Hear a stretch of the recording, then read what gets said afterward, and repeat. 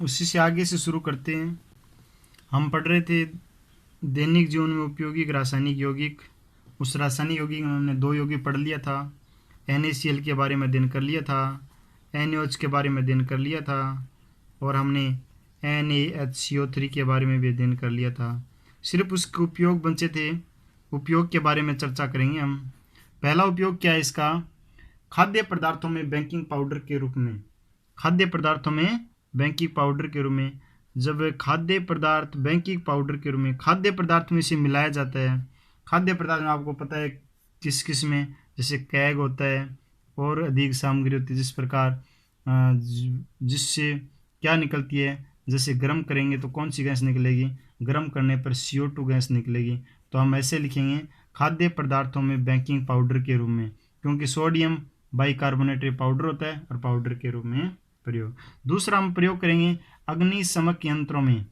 अग्निशमक यंत्रों में दोस्तों, अग्निशमक यंत्रों में क्या किया जाता है?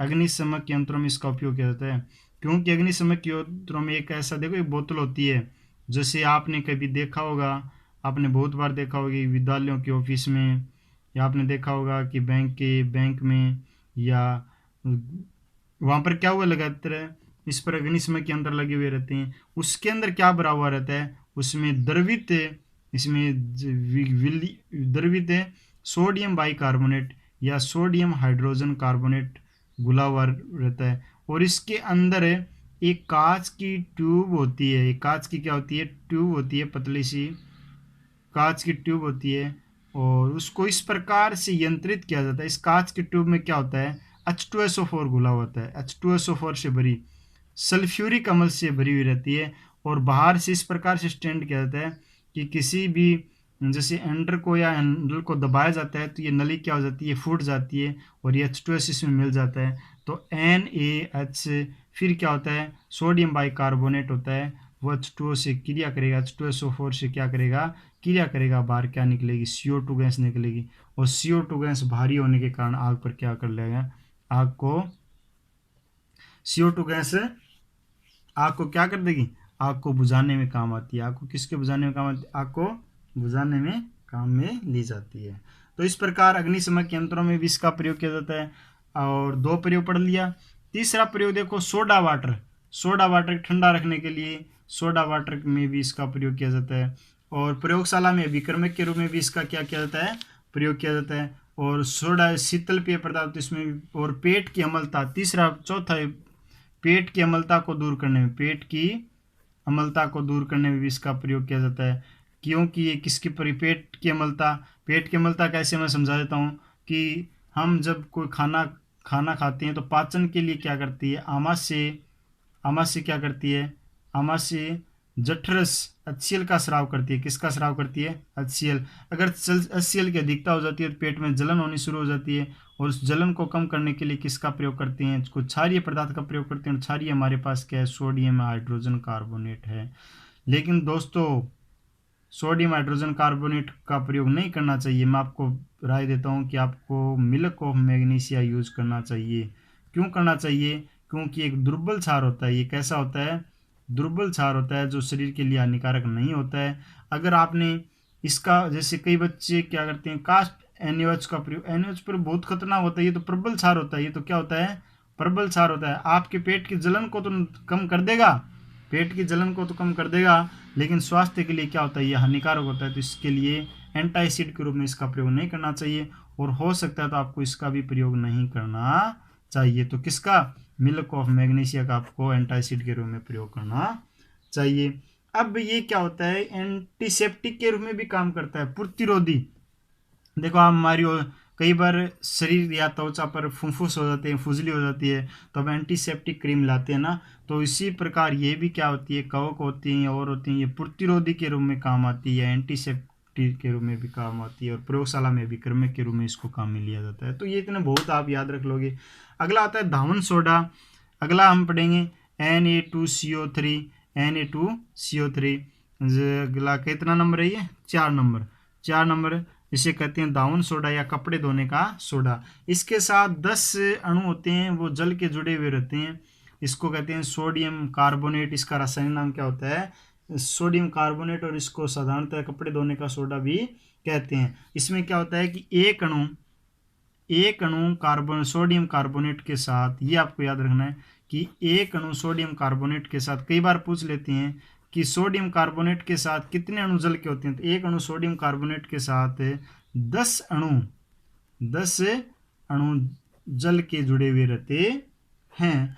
और अब आपको इसका ज़्यादा गहन अध्ययन नहीं करना, मैं एक विधि बता रहा हूँ, इसको निर्माण की एक विधि बता रहा हूँ। इसके निर्माण की विधि ऑप्शन में पूछ लेते हैं, जो रीट वाले बच्चे हैं उनको ध्यान में रखना है, 10th क्लास को तो रखना ही रखना है। ऑब्जेक्टिव आ जाती है, तो साल्वी विधि के द्वारा, साल्वी विधि, ये साल्वी विधि हम यहाँ पर अध्ययन नहीं करेंगे। साल्वी विधि के द्वारा क्या किया जाता है, जो हमारे कपड़े धोने का सोडा है उसका निर्माण करते हैं। और या फिर बेकिंग सोडा होता है, जो खाने का सोडा होता है, उसको गर्म किया जाता है, NaHCO3। बेकिंग सोडे को गर्म करने पर इसको प्राप्त कर सकते हैं। इसके 2 अणु जल लेते हैं और इसको फिर क्या करते हैं, गर्म करते हैं, और गर्म करने पर सोडियम कार्बोनेट का निर्माण होता है। किसका निर्माण होता है, सोडियम कार्बोनेट का निर्माण होता है। जल अलग हो जाता है, क्या निकलती है, CO2 गैस निकलती है। क्या निकलती है, CO2 गैस निकलती है। इसको गर्म किया था तो आपको पता है CO2 गैस तो आपने निकाली थी किसमें, इसको गर्म, इसके 2 अणु ले लिया आपने, तो सोडियम कार्बोनेट प्राप्त हुआ। कितने अणु लिए, 2, सोडियम कार्बोनेट प्राप्त हुआ, जल प्राप्त हुआ और CO2 प्राप्त हुआ। और अब इसको आप क्या करोगे, अब जो ये इसके साथ कितने अणु, Na2CO3 के साथ 10 अणु किसके जोड़ दो आप, जल के, इसका क्रिस्टलीकरण कर दो। किसका, क्योंकि ये तो क्या होगा, क्रिस्टलीकरण कर दो। क्रिस्टलीकरण मतलब ये तो ठोस अवस्था में प्राप्त नहीं हुआ, तो द्रवीय अवस्था में, और हमें किस में चाहिए, ठोस अवस्था में। तो ये Na2CO3 और 10 अणु किसके जुड़े होते हैं।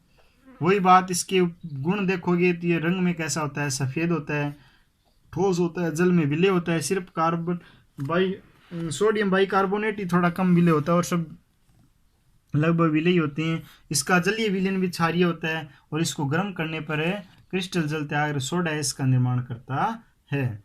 इसको गर्म करने पर तो जल के अणु ये अपने त्याग देगा। 373 केल्विन त्याग पर गर्म किया जाता है। किसको, Na2CO3 Na2CO3 को Na2CO3.10H2O, इसको कितने केल्विन पर, 373 केल्विन पर क्या किया जाता है, गर्म किया जाता है। सोडियम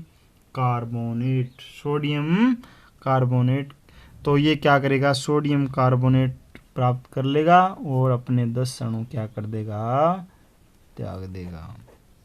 ठीक है, इसका उपयोग भाई साबुन बनाने में, धुलाई में, और आप क्या कह सकते हो, कास्टिक सोडा बनाने में, बेकिंग पाउडर में बनाने में, कांच उद्योग में, बोरेक्स निर्माण में, पेंट कागज से वस्त्र उद्योग में, प्रयोगशाला में विक्रमक के रूप में, वही इसके उपयोग हैं।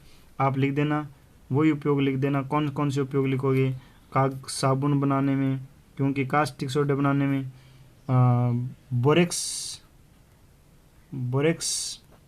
बोरेक्स निर्माण में भी इसका प्रयोग किया जाता है, और कागज उद्योग में भी किया जाता है, पेंट और वस्त्र उद्योग में भी किया जाता है, और कपड़े धोने प्रयोगशाला में विक्रमक के रूप, बहुत उपयोग, इतना प्रयोगशाला विक्रमक के रूप में भी इसका उपयोग किया जाता है। अगला टॉपिक देखो, 5 नंबर का टॉपिक मैंने आपको बताया था क्या, कि आप पढ़ोगे कैल्शियम ऑक्सीक्लोराइड। क्या पढ़ोगे, कैल्शियम, जिसका नाम होता है विरंजक चूर्ण, कैल्शियम ऑक्सीक्लोराइड।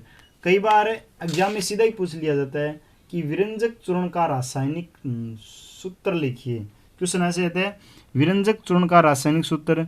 तो बच्चे कन्फ्यूजन होते हैं कि कई बार CuCl2 करे तो भाई गलत है, ये तो कॉपर ऑक्सीक्लोराइड होगा, ये नहीं होगा। क्या होगा आपका, कैल्शियम ऑक्सीक्लोराइड होगा। क्या होगा, कैल्शियम ऑक्सीक्लोराइड। कैसे प्राप्त किया जाता है, तो कई बार ऐसे ही पूछ लेते हैं कि विरंजक चूर्ण को किससे प्राप्त किया जाता है। तो इसको पहला तो ये रखना है कि इसका रासायनिक नाम कैल्शियम ऑक्सीक्लोराइड है, इसका व्यवहारिक नाम विरंजक चूर्ण है। 2 चीज़ याद रखोगे, इसको बुझे हुए चूने कैल्शियम हाइड्रोक्साइड, कैल्शियम हाइड्रोक्साइड में जब क्लोरीन गैस प्रभावित की जाती है तो कैल्शियम ऑक्सीक्लोराइड प्राप्त होता है, जल अलग हो जाता है। ये इसके प्राप्त करने, बस इतना याद रखना आपको। मुख्य रूप से तो एग्जाम में क्या पूछते हैं, ये पूछते हैं कि विरंजक चूर्ण का रासायनिक सूत्र लिखिए। रीट हो चाहे कैसी सामान्य विज्ञान में आने वाली में 99% तो यही पूछते हैं विरंजक चूर्ण का रासायनिक सूत्र लिखिए। तो आपको ये मुख्य रूप से ध्यान में रखना है, विरंजक चूर्ण का रासायनिक सूत्र क्या होता है। फिर 2 नंबर पर कैल्शियम हाइड्रोक्साइड में क्लोरीन गैस प्रभावित करते हैं तो कैल्शियम ऑक्सीक्लोराइड प्राप्त होता है, जल अलग हो जाता है। अब बात ये रहती है इसके गुण क्या होते हैं। इसके गुण, अब वो सफेद सफेद आ रहे थे, वो सफेद नहीं होगा, हल्दी जैसा पीला होगा। हल्दी में तो गंध नहीं आती, इसमें गंध आती है। क्या आती है इसमें, गंध आती है। और वही कैसा होता है, ठोस होता है। हल्दी भी ठोस, हल्दी में भी गंध, इसमें भी गंध, पीला होता है और ठंडे जल में विलय होता है। सिर्फ ठंडे जल में क्या होता है, ये ठंडे जल में विलय होता है। वायु में खुला रखने पर CO2 क्या कर देगा, मुक्त कर देता है। किस प्रकार, देखो इसको, और तनु अम्लों से क्रिया करो करके क्लोरीन गैस देता है। विरंजक चूर्ण तनु अम्ल जैसे CaOCl2 तनु अम्ल, कम मात्रा में अम्ल तो क्या करेगा, ये CSO4 बना लेगा। क्या बना लेगा, CSO4 बना लेगा, प्लस H2O बना लेगा, प्लस क्लोरीन गैस देगा। इसी प्रकार COCl2 की HCl के साथ क्रिया कराएंगे तो उसी प्रकार क्या बना लेगा, CaCl2 बना लेगा और H2O प्लस Cl2 गैस निकल जाएगी। तो क्या कर देता है, ये क्लोरीन गैस मुक्त करता है। कौन सी गैस मुक्त करता है, तो क्वेश्चन ये पूछ लिया जाए कि विरंजक चूर्ण तनु अम्लों के साथ क्रिया करके कौन सी गैस विसर्जित करती हैं, या विरंजक चूर्ण अम्लों के साथ क्रिया करके कौन सी गैस उत्सर्जित करते हैं, तो क्लोरीन गैस उत्सर्जित करते हैं। कौन सी गैस क्लोरीन गैस उत्सर्जित करते हैं। और ये क्लोरीन गैस क्या करती है, ये क्लोरीन गैस होती है वो जल में घुलकर क्या करती है, 2HCl बना लेती है, प्लस ये परमाणुक ऑक्सीजन प्राप्त होता है। ये परमाणुक ऑक्सीजन प्राप्त होता है, इसीलिए तो कहते हैं कि इसका उपयोग यहाँ किया जाता है, प्रयोगशाला में किया जाता है, क्योंकि ये विरंजक क्रिया करती है और ऑक्सीकारक की तरह का व्यवहार करता है। क्योंकि ये किसकी तरह का व्यवहार करता है, ऑक्सीकारक की। विरंजक चूर्ण होता है वो ऑक्सीकारक की तरह। नवजात प्रामाणिक ऑक्सीजन निकलती है और यही ऑक्सीजन विरंजक क्रिया करती है और ऑक्सीजन की तरह कार्य करता है।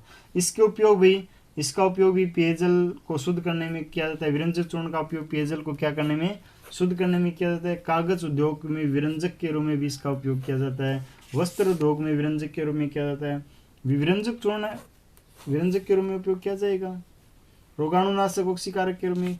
अब लास्ट बन गया आपके पास से, लास्ट बन गया एक प्लास्टर ऑफ पेरिस। क्या बन गया, प्लास्टर ऑफ पेरिस।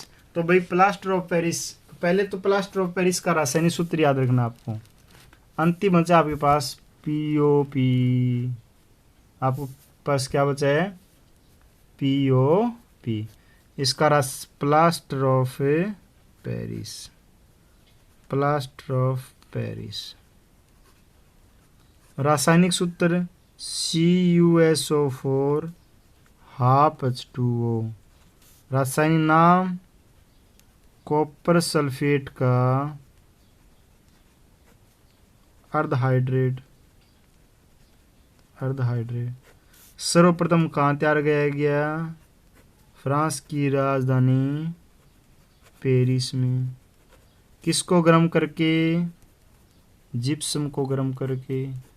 CuSO4 क्या गया, CuSO4 2H2O, 2H2, CuSO4 2H2O। इसको गर्म किया गया कितने केल्विन पर, 393 केल्विन ताप पर इसको गर्म करके क्या किया गया, बनाया गया। चलो गर्म करो और बनाओ, इसको गर्म करो और इसका निर्माण करो। कैल्शियम सल्फेट होगा ना, सॉरी कैल्शियम सल्फेट का अर्धहाइड्रेट होगा, कॉपर सल्फेट का अर्धहाइड्रेट है नहीं होगा, कैल्शियम सल्फेट का अर्धहाइड्रेट है। अब देखो यहाँ पर है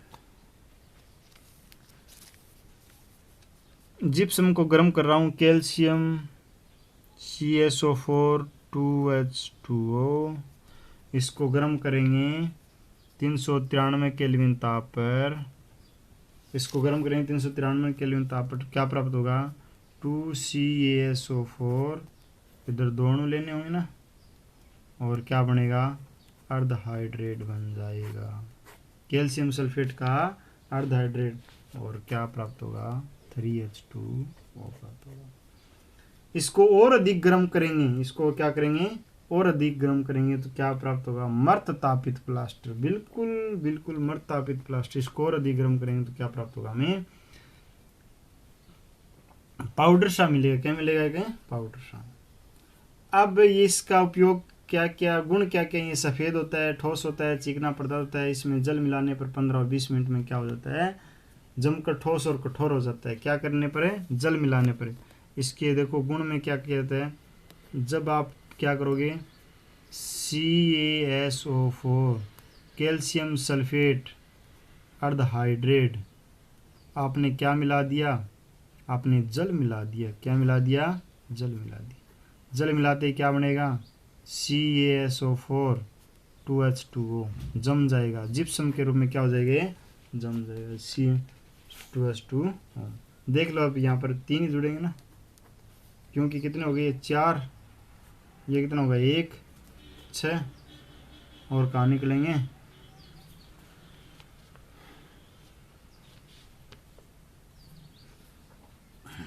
उपयोग कहाँ किया जाता है अभी, इसके उपयोग आपको बहुत सारे उपयोग है, इसको मूर्ति बनाने में किया जाता है, POP का उपयोग मूर्ति बनाने में किया जाता है,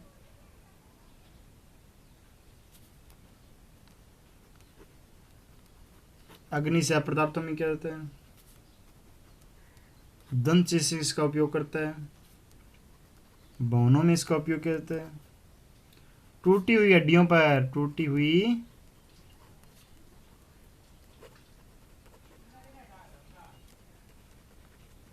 हड्डियों पर प्लास्टर चढ़ाने में भी इसका उपयोग किया जाता है।